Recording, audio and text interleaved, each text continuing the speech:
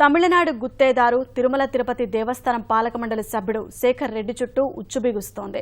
3 రోజులుగా శేఖర్ రెడ్డి ఆయన అనుచరుల ఇళ్లలో సోదాలు చేసి భారీ మొత్తంలో నగదు ఆభరణాలు స్వాధీనం చేసుకున్న ఐటీ శాఖ అరెస్టుకు సిద్ధమవుతోంది.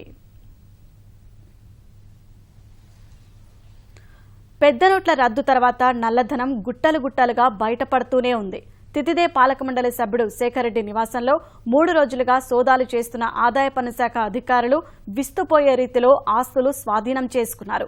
శేఖర్ రెడ్డి, అతడి అనుచరులు శ్రీనివాస్ రెడ్డి, ప్రేమ్ ఇళ్లు, కార్యాలయాల్లో సోదాలు చేసిన ఐటీ అధికారులు 107 కోట్ల రూపాయల నగదు, 127 కేజీల బంగారం, 1000 కోట్ల రూపాయల ఆస్తులకు సంబంధించిన దస్తావేజులు స్వాధీనం చేసుకున్నారు.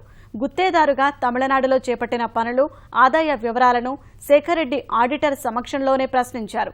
పెద్ద నోట్ల రద్దు తర్వాత పాత నోట్లతో 127 కేజీల బంగారం కొన్నట్లు అనుమానిస్తున్న ఐటీ అధికారులు ఇందుకు సహకరించిన వారి గురించి కూడా ఆరా తీస్తున్నారు.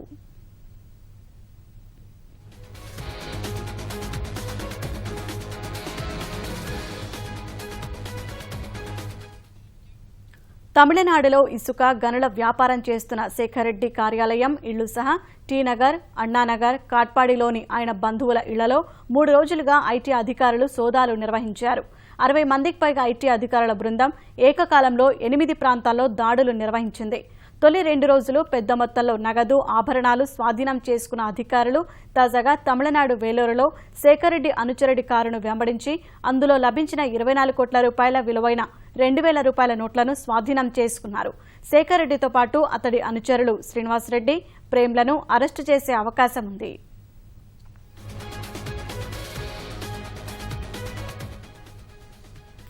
అవినీతి ఆరోపణలు, భారీగా నల్లధనం బయటపడటంతో తితిదే బోర్డు సభ్యుడి పదవి నుంచి ప్రభుత్వం శేఖర్ రెడ్డికి ఉద్వాసన పలికింది.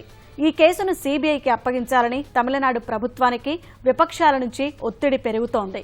శేఖర్ రెడ్డికి సహకరించిన వారిపైన దృష్టి సారించిన ఐటీ శాఖ అన్నాడీఎంకే సీనియర్ నేతలతో ఉన్న సంబంధాలపై ఆరా తీస్తోంది. అన్నాడీఎంకే నేతల నగదు శేఖర్ రెడ్డి మారుస్తున్నారేమోననే కోణంలో కూడా ఐటీ శాఖ ఆరా తీస్తోంది. గతంలో శేఖర్ రెడ్డి ఐటీ శాఖకు అందించిన రిటర్నులను కూడా అధికారులు పరిశీలిస్తున్నారు. శేఖర్ రెడ్డి చేసిన కాంట్రాక్టులు, వ్యాపారాలపైన అధికారులు గట్టి నిఘా ఉంచారు.